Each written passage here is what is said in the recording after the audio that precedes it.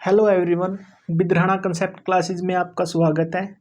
आज हम करेंगे करंट अफेयर की 12वीं क्लास, जिसमें हम मई महीने की करंट अफेयर करवा रहे हैं।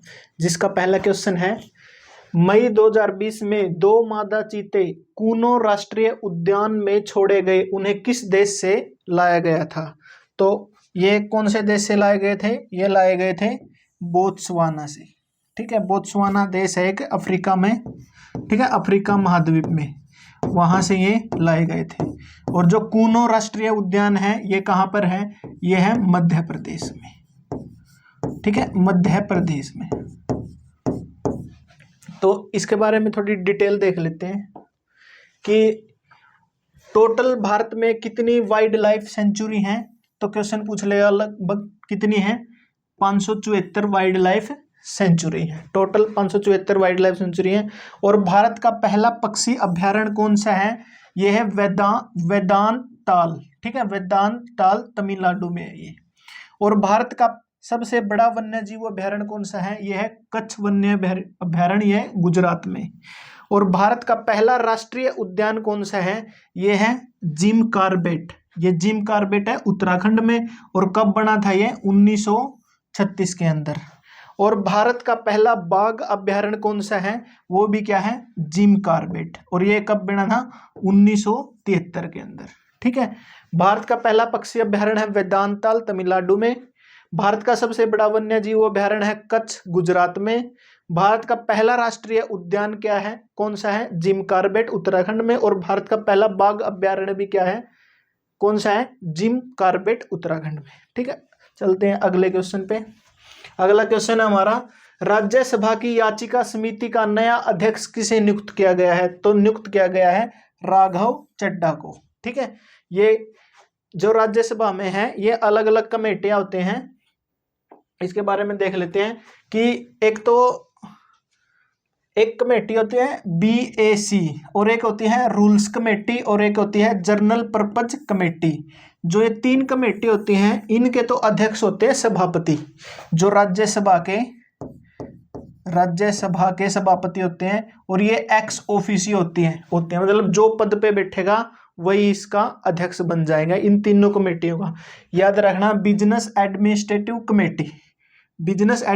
Committee, rules committee, general purpose committee, तीनों के तो अध्यक्ष होते हैं सभापति, जो राज्यसभा के सभापति होते हैं वो।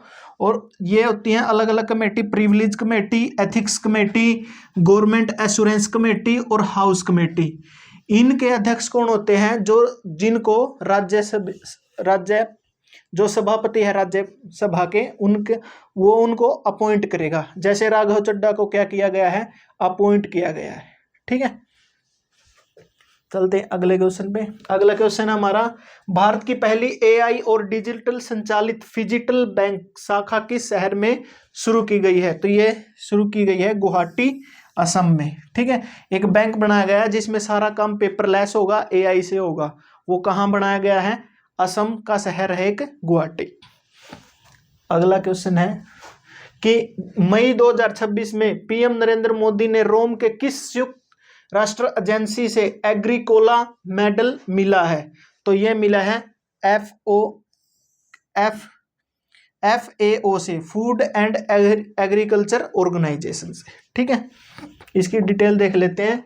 जो FAO है इसकी स्थापना हुई थी 16 अक्टूबर 1945 में। और इसका मुख्यालय कहां पर है? ये मुख्यालय है रोम, इटली में। ठीक है, FAO का मुख्यालय है रोम, इटली में। और इनके हेड कौन है FAO के? क्यू डिंगो, ये है चीन के। ठीक है, और फूड, जो इसका उद्देश्य क्या है FAO का? फूड सिक्योरिटी को बढ़ाना, कृषि तकनीकों को बढ़ाना, और कृषि और पशुओं में जो रोग हैं उनको दूर करने के लिए देशों का सहयोग करना। ठीक है, चलते हैं अगले क्वेश्चन पे। अगला क्वेश्चन है हमारा कि किस मंत्रालय ने SHG महिलाओं के लिए C-मार्ट पहल शुरू की है? तो ये की है ग्रामीण विकास मंत्रालय ने। ठीक है, तो जो SHG है ये क्या होते हैं? Self help group. ठीक है, महिलाओं के ग्रुप होते हैं। महिलाओं की जीवन स्तर को बढ़ाने के लिए, महिलाओं के आय बढ़ाने के लिए ये ग्रुप बने होते हैं। ठीक है, क्या बोलते हैं उनको? Self help group, self help group. और इसमें कितने सदस्य होने चाहिए एक ग्रुप बनाने के लिए? 10 से 20 सदस्य होने जरूरी हैं सेल्फ हेल्प ग्रुप बनाने के लिए। और पहली बार भारत में एसएजी कब बने थे, सेल्फ हेल्प बनने स्टार्ट किए थे? 1992 के अंदर। किसकी सहायता से? नाबार्ड की सहायता से। ठीक है, नाबार्ड एक बैंक है, ठीक है, जो एसएजी के साथ समझौता करके उनको महिलाओं को लोन प्रदान करता है, छोटे लोन प्रदान करता है, जिससे अपने वो खुद के लघु उद्योग या खुद के उद्योग भी शुरू कर सकती हैं। ठीक है, और एक ग्रामीण आजीविका मिशन स्टार्ट किया गया था भारत सरकार द्वारा, वो किया गया था 2011 में। ठीक है, ये इंपॉर्टेंट है क्वेश्चन, ये ध्यान रखना है कि ग्रामीण आजीविका मिशन कब स्टार्ट किया गया? 1992 में। और एसएचजी कब बने, सेल्फ हेल्प ग्रुप कब बने? ये बने थे 1992 में। किसके साथ समझौता करके? नाबार्ड के साथ समझौता करके। ठीक है, चलते हैं अगले क्वेश्चन पे। अगला क्वेश्चन हमारा, मई 2026 में किस भारतीय शहर ने एशियाई उत्पादकता संगठन के शासी निकाय में 68वें स्तर की मेजबानी की? तो ये हुए थे न्यू दिल्ली के अंदर। ठीक है, और जो एपीओ है, ये एपीओ की फुल फॉर्म क्या है? एशियाई उत्पादन संगठन। ये कब बना था? 1961 में, और इसका हेडक्वार्टर है टोक्यो के अंदर। ठीक है, टोक्यो जापान में। चलते हैं नेक्स्ट क्वेश्चन पे। नेक्स्ट क्वेश्चन है कि पारंपरिक कंथा कढ़ाई को बढ़ावा देने के लिए किस कलाकार को पद्मश्री से सम्मानित किया गया है? तो ये है तृप्ति मुखर्जी। ठीक है, जो ये कढ़ाई है, ये पश्चिम बंगाल की कढ़ाई है। ठीक है, पश्चिम बंगाल, पश्चिम बंगाल की है ये। तृप्ति मुखर्जी को पद्मश्री दिया गया है कंथा कढ़ाई के लिए। ठीक है, जो 2026 के पद्म अवार्ड दिए गए हैं, इनमें टोटल अवार्ड दिए गए हैं 113 तो पद्मश्री, 13 पद्म भूषण और 5 पद्म विभूषण। ठीक है, जो 5 पद्म विभूषण मिले हैं उसमें से ये इंपॉर्टेंट है पांचों। एक मिला है धर्मेंद्र को, जो कला के क्षेत्र में। ठीक है, और एक है केटी थॉमस, जो लोक सेवा पब्लिक एडमिनिस्ट्रेशन में थे। एन राजम, ये भी कला में। एन नारायण साहित्य और शिक्षा में। और वीएस अथु चंदन, ठीक है, ये लोक सेवा में। ठीक है, ये 2 को मिला है मरणोपरांत। ठीक है, मरने के बाद मरणोपरांत मिला है 2 को पद्म विभूषण। चलते हैं नेक्स्ट क्वेश्चन पे। नेक्स्ट क्वेश्चन हमारा, किस फुटबॉल क्लब ने पहली बार इंडियन सुपर लीग 2026 का खिताब जीता है? तो ये जीता है ईस्ट बंगाल की जो टीम है। ठीक है, ये लीग टीम है, इन्होंने आईसीएल इंडियन सुपर लीग जीता है। और आईसीएल की शुरुआत कब हुई थी? 2014 में। जैसे क्रिकेट में क्या होता है? आईपीएल, और फुटबॉल में क्या होता है? आईएसएल। ठीक है, आईएसएल इंडियन सुपर लीग। ठीक है, आईएसएल 2014 में, और आईपीएल स्टार्ट हुआ था 2008 में। ठीक है, चलते हैं नेक्स्ट क्वेश्चन में।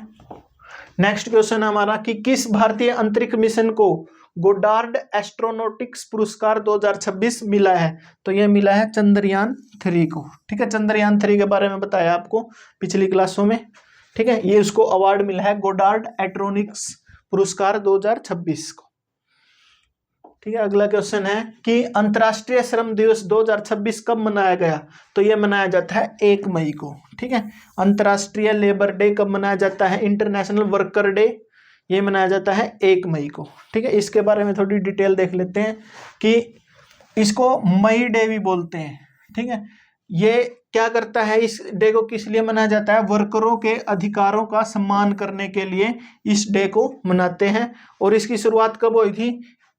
1 मई को वर्कर डे मनाने की 1886 में यूएसए के अंदर, शिकागो के अंदर एक मांग उठी थी वर्करों की कि 8 घंटे के काम की मांग कर रहे थे वो। ठीक है, और ये वहाँ की एक मार्केट है हे मार्केट अफेयर, वहाँ पे इन्होंने आंदोलन किया था। ठीक है, शिकागो के अंदर। जब से 1 मई को इन्होंने ये आंदोलन किया था, 1 मई 1886 को ये इनकी हड़ताल हुई थी। और इस डे से ही मई डे यानी श्रमिक दिवस मनाने लग गए। ठीक है, और भारत में पहली बार मनाया गया था 1923 के अंदर चेन्नई में। यहाँ भी 8 घंटे की मांग स्टार्ट हुई थी इसी दिन से। तो 1923 से भारत में 1 मई को लेबर डे मनाते हैं। ठीक है, अगला क्वेश्चन है, मई 2026 में केंद्रीय गृह मंत्री अमित शाह ने जन जन सुविधा मॉडल का शुभारंभ किस स्थान से किया है? तो ये किया है बस्तर से, छत्तीसगढ़ से। ठीक है, तो ये बस्तर से क्यों किया है? जो ये बस्तर का इलाका है छत्तीसगढ़ का, ये नक्सल से प्रभावित है। उन लोगों को सुविधा देने के लिए ये मॉडल स्टार्ट किया गया है। ठीक है, अब जो नक्सल है वो कब स्टार्ट हुआ था? ये स्टार्ट हुआ था नक्सलवाद 1967 में। कहां से? नक्सलबाड़ी एक गांव है दार्जिलिंग जिले में, पश्चिम बंगाल में, वहां से स्टार्ट हुआ था। उसका रीजन क्या था? 4 रीजन थे। एक तो वहां के जो लोग थे उसमें जमीनों का असमान बंटवारा था, और किसान आदिवासी का शोषण था, किसानों का आदिवासियों का शोषण था। भूमि सुधार ढंग से नहीं हुए थे। ठीक है, भूमि सुधार ढंग से नहीं हुए थे, और माओवादी विचारधारा का प्रभाव था। ठीक है, उन लोगों पर माओवादी विचारधारा का प्रभाव था। 4 रीजन थे, इस कारण ये नक्सलवाद स्टार्ट हुआ था। एक तो जमीन असमान बटा, किसी के पास ज्यादा थी, किसी के पास कम थी, और जो किसानों का शोषण हुआ करता था, और भूमि सुधार ढंग से नहीं हुए थे। मतलब कहने का मतलब भूमि जो थी वो ढंग से बंटवारा नहीं हुआ था। ठीक है, भूमि सुधार व्यवस्था थी वो ढंग से नहीं हुई थी। और इनके नेता थे 3 नेता थे, चारू मजूमदार, कानू सान्याल और जंगल संथयाल। ठीक है, नक्सलवाद को स्टार्ट करने वाले ये 3 मेन नेता थे। ठीक है, वर्तमान में जो केंद्र सरकार है नक्सलवाद को खत्म करने के लिए अभियान चलाए हुए हैं, लगभग 0 ही कर दिया है नक्सलवाद वर्तमान समय में। ठीक है, चलते हैं नेक्स्ट क्वेश्चन पे। नेक्स्ट क्वेश्चन है, भारत का तीसरा राष्ट्रीय खाद्य प्रौद्योगिकी उद्यमिता एवं प्रबंधन संस्थान NIFTEM कहाँ शुरू किया गया है? यह शुरू किया गया है हाजीपुर बिहार में। ठीक है, जो तीसरा है वो हाजीपुर बिहार में स्टार्ट किया गया है, और जो 2 हैं, एक तो है सोनीपत में कुंडली में, ठीक है, और दूसरा है तंजावुर में। ठीक है, तंजावुर तमिलनाडु में, और तीसरा अब ये बना है हाजीपुर बिहार में। ठीक है, टोटल 3 NIFTEM है। ठीक है, भारत के अंदर। चलते हैं नेक्स्ट क्वेश्चन में।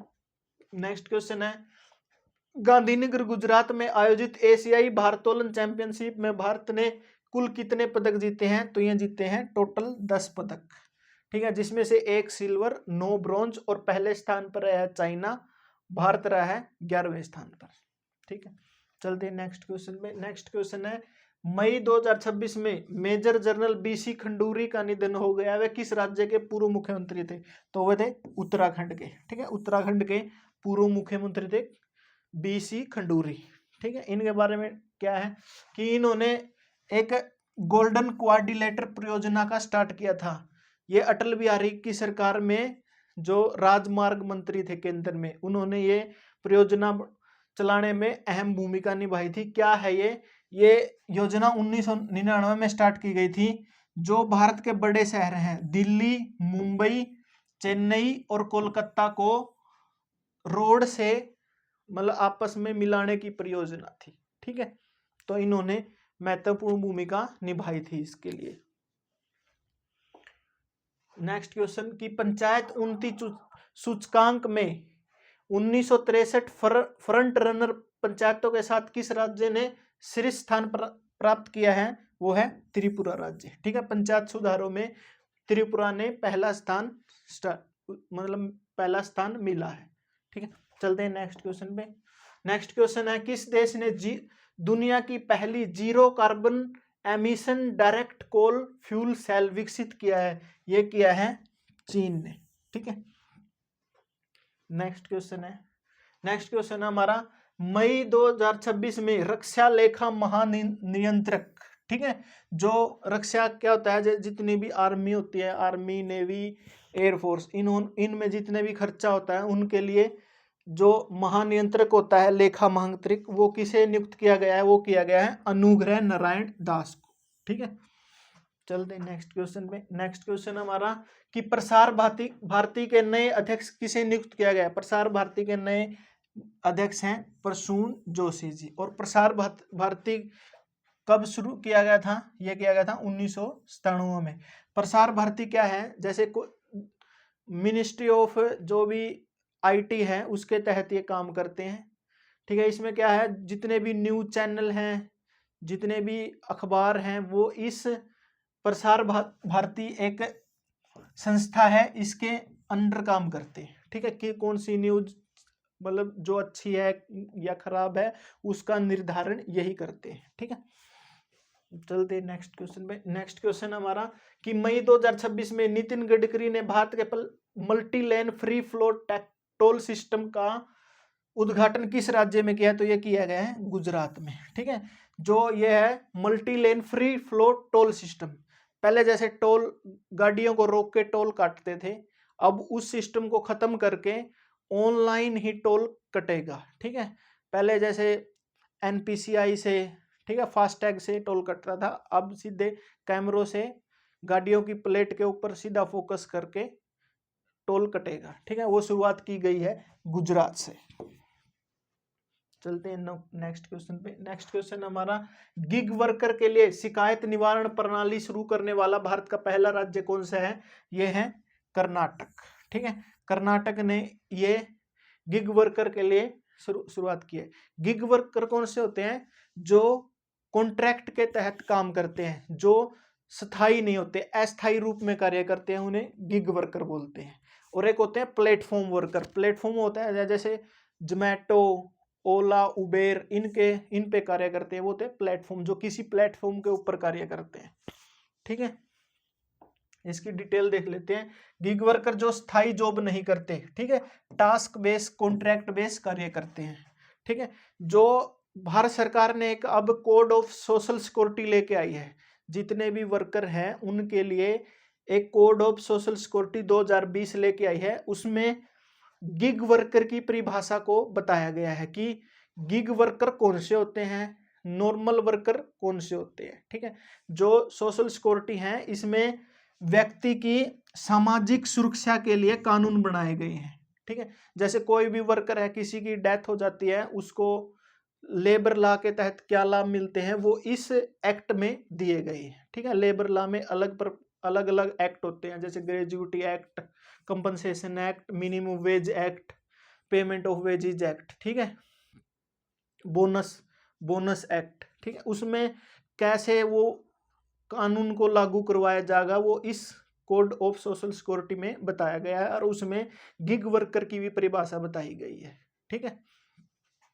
चलते हैं नेक्स्ट क्वेश्चन पे। नेक्स्ट क्वेश्चन हमारा कि राष्ट्रीय कंपनी कानून प्राधिकरण एनसीएलटी के नए अध्यक्ष किसे नियुक्त किया गया है? ये नियुक्त किए गए हैं न्यायमूर्ति अनुपिंदर सिंह ग्रेवाल को, ठीक है। एनसीएलटी राष्ट्रीय कंपनी कानून प्राधिकरण, ठीक है, ये कानून बनाती है, ये एक अधिकरण है जो कंपनियों के लिए कानून बनाती है, वे इस कंपनी में कैसे कार्य होगा, ठीक है, उनको रेगुलेट करने के लिए ये एक अधिकरण है, ठीक है, ट्रिब्यूनल बोलते हैं इसको। अगला क्वेश्चन है मई 2026 में किस देश ने जातीय एकता कानून पारित किया है? ठीक है, ये किया है चीन ने, ठीक है। धन्यवाद। हमारे चैनल को सब्सक्राइब करें, शेयर करें। जो भी बच्चा निःशुल्क स्टडी करना चाहता है इस चैनल को उसके पास शेयर करें और सब्सक्राइब करने के लिए उसको बोलें। धन्यवाद।